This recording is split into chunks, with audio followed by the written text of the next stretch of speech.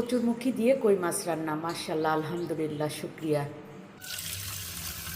মাছগুলো অনেক বড় সাইজের ছিল।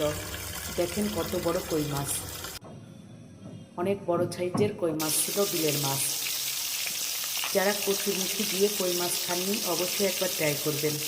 আশা করি পুরো ভিডিওটি শুনতে থাকবেন। মাছগুলো অনেক বড় সাইজের। কই মাছের তেল দিয়ে সুন্দর মতো কই মাছ ভেজেছি।